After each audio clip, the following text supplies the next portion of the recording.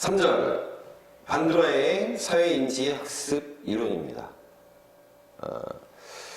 반드라의 이제 사회인지 학습 이론이라고 하는 것은 이제 여기 나오는 것처럼 상호 결정론이에요. 그래서 인간은 사회적 존재이고 상호 간에 영향을 미치고 받는다. 그래서 인간은 타인의 행동을 보고 그로부터 배우는 존재이다. 그러니까 사회인지라고 했잖아요. 사회적으로 인지를 해서 학습을 한다. 그래서 인간은 환경에 의해 결정되는 존재가 아니라 인지 능력을 활용해서 외부 환경의 영향을 관찰, 분석하고 행동의 결과를 예견하고 그것에 따라 행동함으로써 환경을 조작하는 합리적이고 능동적인 존재이다. 이렇게 얘기를 합니다. 그래서 이제 여기에 이제 사회 인지라고 되어 있으니까 인지주의라고 하는 것은 기본적으로 여기 능동적인 조작을 하는 구성을 하는 이제 존재라고 하는 거에 이제 동의를 하는 거죠. 그래서 환경, 개인, 행동이 서로 의존하고 상호 작용하는 관계를 가진다. 그래서 개인에는 인지 능력, 신체 능력, 심년 태도가, 행동에는 운동 반응, 언어적 반응, 사회적 상호작용, 환경에는 물리적 환경, 가족과 친구, 기타 사회적 영향 이런 것들이 포함이 됩니다. 그래서 이제 주요 개념을 볼게요. 이제 제일 중요한 게 바로 이제 관찰 학습이에요. 관찰. 예. 여기 나오죠. 모델링이라고. 다른 사람의 행동을 관찰해서 학습하고 점점 자신의 행동을 조절해 나가는 과정이 바로 관찰 학습입니다. 그래서 인간 내부의 신념, 기대 등과 같은 인지적 요인이 행동을 중재한다. 그래서 사회 인지 학습 이렇게 얘기를 하는 겁니다. 그렇죠? 인지적 요인이 관찰을 통해 지식, 기능, 전략, 신념, 태도 등을 습득하고 모델로부터 행동의 유용성과 적합성을 학습한다. 이렇게 얘기를 해요. 두 번째, 대리학습 혹은 대리적 조건 형성인데요. 대리학습이란 사람들이 다른 사람의 행동 결과를 관찰하고 그에 따라 자신의 행동을 적절히 조절함으로써 학습하는 과정이에요. 그래서 모방과 동일하게 여기지만 모방은 실패도 따라하는 반면 대리학습은 무조건 따라하지 않는 점에서 차이가 있다. 그래서 대리학습은 모델이 실패한 모습을 보고 자신의 모델과 정반대되는 행동을 하는 것도 익히는 학습이에요. 예. 그래서 대리학습은 모방하기와 모방하지 않기로 구별이 되는데 모방하기는 대리적 강화를 통해 학습을 습득하는 것, 모방하지 않기는 대리적 처벌을 통해서 행동을 억제하는 것 이렇게 얘기를 합니다. 그래서 이제 관찰학습의 과정이 네 가지로 이제 이루어져요. 주의 집중, 파지, 그리고 재생, 강화와 동기화 이렇게 이제 네 가지로 구성이 됩니다. 이건 이제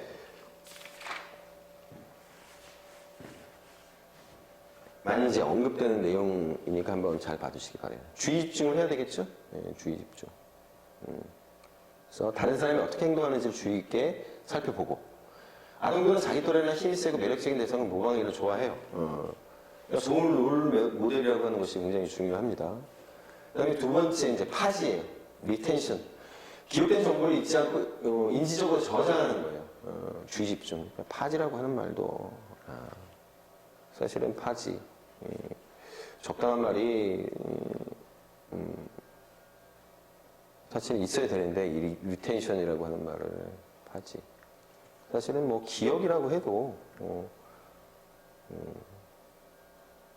영속적 기억 뭐 그 정도 돼야 되나요? 어쨌든 이 말도 좀 파지라고 하는 말도 그래서 파지라고 하는 거는 손으로 움켜쥐는 것을 갖다가 뜻하는데 그래서 관찰자는 모델의 행동을 상징적인 형태로 기억 속에 이제 저장을 이거 나오죠? 상징적인 형태로 그래서 관찰 행동을 오랫동안 파지하는 것은 관찰 행동을 상징적으로 기화해서 입력시키기 때문이다. 이렇게 상징적 기호화. 그 다음에 이제 재생이에요. 리프로덕션. 관찰된 행동을 실제로 이제 행동하는 거죠. 주의 집중해서 이제 그것을 갖다가 영속적으로 기억을 하고 그래서 그걸 갖다가 실제로 이제 행동으로 옮기는 거예요. 그래서 상징적 기호화가 관찰 행동에 관한 내적 모델을 만들고 그것이 관찰자의 행동을 인도한다. 강화와 동기화. 습득된 행동들이 실제 상황에서 재현되도록 동기를 형성하는 과정이에요. 그래서 이제 이것이 지속적으로 나타나야 되겠죠. 그래서 이렇게 네 가지로 이제 이루어진다라고 하는 것을 기억을 해 두시기 바라고요. 관찰학습의 유형입니다. 그래서 관찰학습 효과, 모델링. 이 이제 제일 중요하겠죠. 관찰자가 모델 행동을 관찰하는 과정을 통해서 새로운 행동이나 기능을 학습하는 것을 의미합니다. 금지 효과 또는 제지 효과. 특정 행동을 하는 모델이 처벌받는 것을 관찰한 후에 그 행동을 금지하거나 억제하는 것, 모방하지 않기죠. 탈제지 효과. 금지된 행동을 하는 모델이 오히려 보상을 받거나 부정적인 처벌을 받지 않는 것을 관찰한 후에 평소 억제하고 있던 행동을 수행하게 되는 것, 이렇게 얘기를 해요. 그래서 이제 우리 이제 흔히들 그러잖아요. 뭐 연예인들도 그렇고 뭐 공인이다 어쩌고 저쩌고 하면서 나와가지고 뭐 사죄하고 하는 모습들을 보게 되는데 이제 이게 바로 그런 겁니다. 그런 행동, 잘못된 어떤 행동이라고 하는 것을 그대로 놔두게 되면 흔히 공인이라고 하는 사람들에 대해서 이런 것들을 갖다가 이제 모방하게 되겠죠. 그래서 이제 요 탈제지 효과라고 하는 것이 이제 중요하고요. 기존 행동을 촉진하는 겁니다. 모델 행동은 관찰자가 이미 학습한 행동을 촉진하는 기능을 하죠. 그래서 이런 경우입니다. 음악회에서 다른 청중이 박수 칠 때 박수를 치고 모든 사람이 같은 방향을 보고 있을 때 그 방향을 보는 것이 이제 그 사례가 됩니다. 그러니까 어떤 행동이라고 하는 것이 지속되면서 그런 것들을 갖다가 촉진해 주는 데 있어서 바로 이 관찰학습이라고 하는 게 쓰여진다. 그런 겁니다.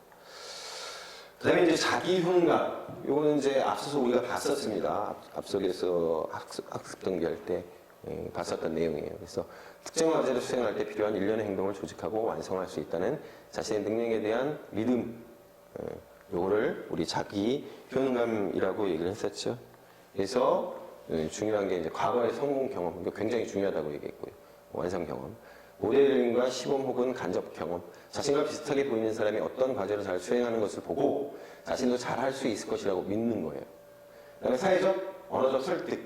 그래서 타인에게 과제 성취 여부에 대해 듣는 것입니다. 그래서 자신이 존경하는 사람, 권위 있는 사람, 친한 사람, 신뢰가 있는 사람이 설득할 때 효능감이 높아지죠.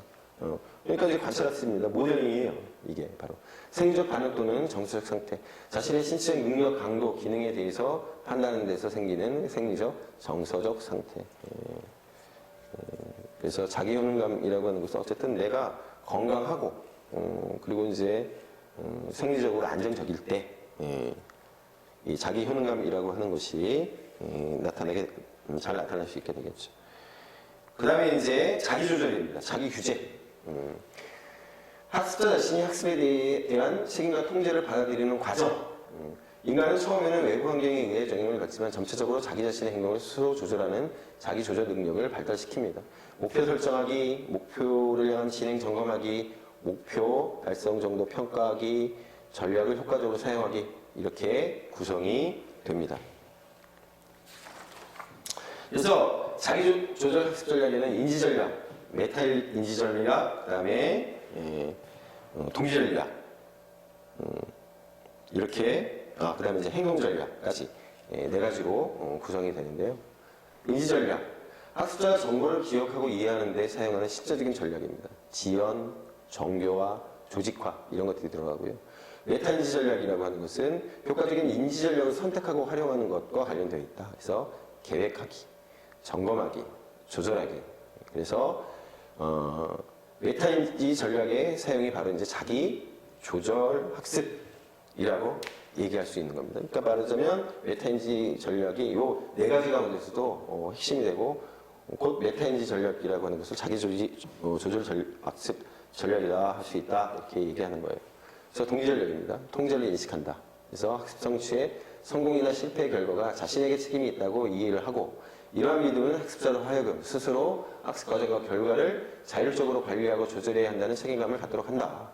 그다음에 자기 효능감이에요. 동기 전략 아까 좀 전에 보셨죠? 그래서 성공적인 학습 성취를 가져올 수 있다는 자기 자신에 대한 믿음을 가질 수 있도록 해주는 것이 이제 중요하게 되겠죠. 그다음에 행동 전략이에요. 학습 행동, 즉 행동 통제, 도움 구하기, 시간 관리와 같은 행동이 자기 조절 학습의 주요 요인이다. 그래서 요 자기 조절 학습 전략에는 4가지가 있다.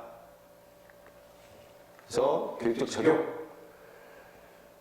관찰학습은 조작적 조건 형성을 통해 학습을 유발하기 어려울 때 효과적으로 사용할 수 있다. 관찰학습이라고 하는 건 좀 다르죠. 좀 다른 게 아니라 이제 여러 가지 면에서 다르죠. 내가 능동적으로 보고 그 모델을 갖다가 따라하는 것이 이제 관찰학습이니까. 관찰학습을 통해 학생들은 새로운 행동을 학습하거나 이미 학습한 행동을 촉진할 수 있다. 그러니까 이제 조작적 조건 형성이라고 하는 것은 기본적으로 그 조건이라고 하는 것이 이제 주어져야 되는 거죠. 그래서 이제 거기에 따른 이제 반응이 나타나는 건데 이거는 이제 그런 게 이제 아니죠. 관찰학습을 통한 학습 결과에 대해서도 주의를 기울여야 한다. 그래서 교실에서 보여주는 교사의 여러 가지 태도를 통해 정의적인 면, 정서적인 면이 학습되게 됩니다. 효과적인 모델을 사용해야 한다. 교사 자신 혹은 또래 위인들을 효과적인 모델로 사용할 수 있다. 교사는 생각과 행동에 대한 언어적 설명과 함께 시범을 보여주는 인지적 모델링을 할 수 있다. 4절 인지주의 학습 이론입니다. 인지주의에서 학습을 어떻게 보고 있는지 한번 먼저 살펴보도록 하겠습니다. 학습과 발달은 학습자의 경험에 의존하며 학습자는 경험을 능동적으로 지각하고 해석하고 재구성하는 주체적인 존재이다. 그래서 학습자가 지식을 구성한다는 구성주의적 입장이고 자신의 경험을 이해할 때 학습자는 제시된 정보를 자신에게 있는 지식으로 구성을 한다. 구성되는 지식은 학습자의 선행 지식에 의존을 하는 거죠.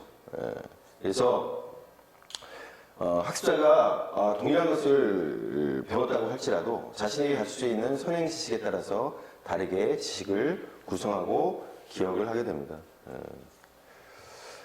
학습은 사회적 환경에 의해 촉진이 되는데 지식의 구성 과정은 사회적 상호작용에 의해 촉진되는 것이다. 앞서 인지주의에 대해서 제가 설명을 드렸었는데요. 그거를 한번 기억을 해 보시면 되겠습니다. 자, 그래서 학습에 대해서 다시 한번 인지주의에서 어떻게 이제 보는지 한번 볼게요. 학습이란 내적 사고 과정의 변화, 그래서 인지 구조의 변화를 말한다. 내적 사고 과정은 정보를 기억하고 조작하는 과정으로 지식의 습득 과정을 말한다. 인간이 지식을 어떻게 습득하고 이해하며 이를 문제 해결의 과정에 어떻게 적용하는지 인지주의 학습 이론의 관심이 이제 그렇다고 합니다. 인지주의 학습 이론이라고 하는 것은 이제 뒤에 보시게 되겠지만 교수 학습 이론에서 차지하는 그 영역이 굉장히 넓습니다. 그리고 뭐 단원까지는 아니지만 분명히 말씀드릴 수 있는 것은 사실은 그 교수학습 이론의 상당 부분이 바로 이제 이 인지주의 학습 이론에 이제 기반을 하고 있는 것입니다. 그래서 이 인지주의 학습 이론 같은 경우에는 여러분들이 잘 봐주시기 바라고요. 뒤에 나오는 교수학습 이론과 연결지어서 잘 봐주시기 바랍니다. 자, 게슈탈트, 형태주의 이론부터 한번 살펴보도록 하겠습니다. 형태주의 이론. 사실은 형태주의 이론 같은 경우에는 여러분들이 그 시중에서 볼 수 있는 그 교양심리학, 뭐 내지는 자기 개발과 관련되어 있는 심리학 쪽에서 굉장히 많이 나오는 내용이에요. 이 형태주의 이 이론 게슈탈트라고 하는 것이. 그래서 인간은 무언가를 경험할 때 실제 존재하는 사실과 다르게 받아들인다. 그래서 이제 베르트하이머가 이제 그 발견한 그 파이 현상이라고 하는 것이 있어요. 그래서 두 개의 불빛이 번갈아 꺼졌다 켜졌다 하면 불빛이 움직이고 있는 착각을 하게 된다. 그래서 형태주의에서는 우리가 경험하고 있는 것이 때로는 경험의 본질과 상당히 다를 수 있다는 것을 보여준다. 그래서 가령 이제 얼굴 모양인데 언뜻 보면 유리잔 모양이기도 하고 언뜻 보면 마녀의 모습, 마녀의 얼굴인데 자세히 다시 살펴보니까 귀 부인의 옆모습이더라. 뭐 이런 것들이 이제 형태주의에 나오는 것들이거든요. 그래서 전체는 단순히 부분의 합이 아니라 그 이상을 의미한다. 그래서 행동주의적 환원주의에 반대하는 것이다. 그러니까 행동주의 같은 경우에는 잘게 자른 요소를 다시 합치면 전체하고 똑같다. 그런 입장이라면 형태주의 같은 경우는 그 이상이라고 하는 거죠. 그래서 형태주의에서는 복잡한 현상을 단순 요소로 분해하는 것은 현상에 대한 전체 모습을 왜곡하게 된다. 그래서 이제 비판을 했습니다. 그래서 인간은 자신의 경험을 나름의 방식으로 구조화하고 조직화한다.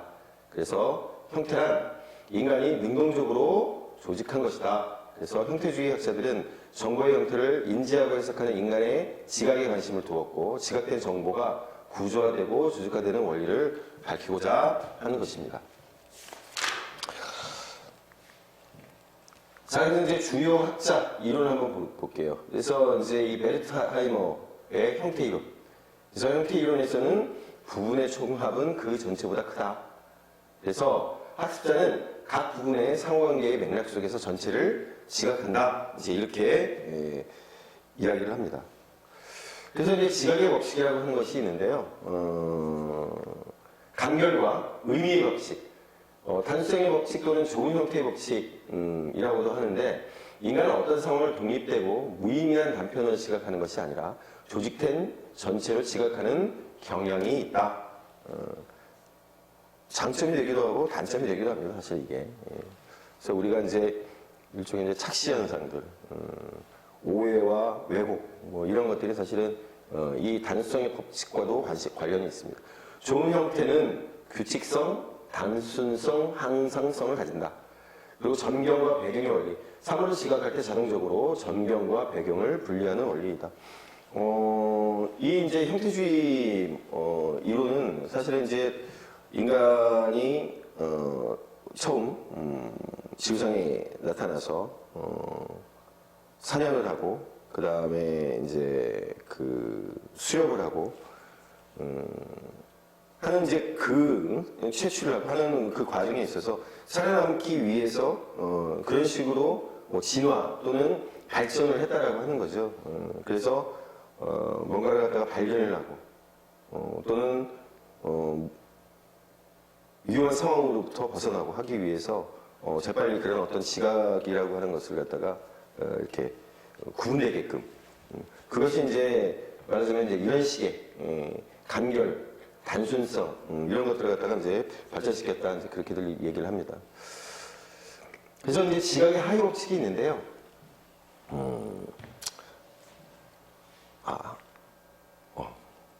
지각의 이제 하위 법칙이 있는데 지각 경향성이라고 하는 거예요. 그래서 근접의 법칙. 그래서 공간적으로 가까이 있는 것끼리 하나의 의미 있는 형태로 지각을 한다. 유사의 법칙.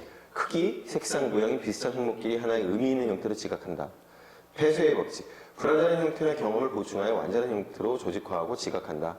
연속의 법칙. 처음 시작한 것과 동일한 패턴이나 형태로 지각이 완성되는 경향이다. 그래서 학습의 특징이 뭐냐면 지각 경향성이 인간의 모든 행동에 확대될 수 있다. 그래서 학습이란 대슈타트의 법칙에 따라 일어난다. 그래서 지각 예상 또는 문제 상황이란 있는 그대로의 시각의 장이 아니라 개인이 이해하는 장이자 개인이 경험하는 장이다.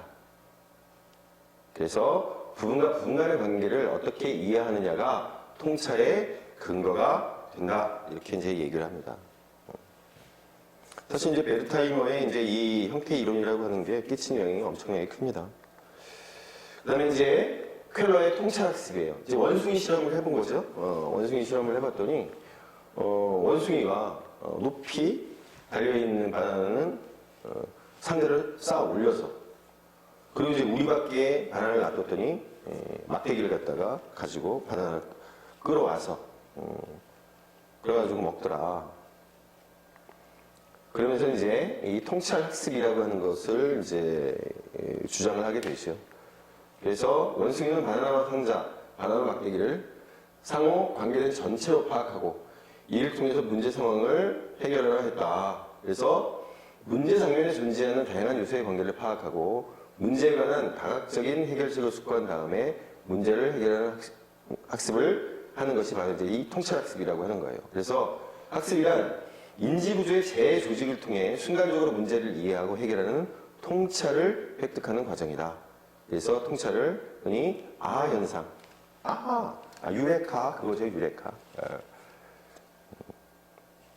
여러분들은 이제 아실런지 모르겠지만 옛날에 이제 유명했던 그 외화, TV 드라마가 뭐였냐면 그 맥가이버라고 하는 거예요, 맥가이버라고.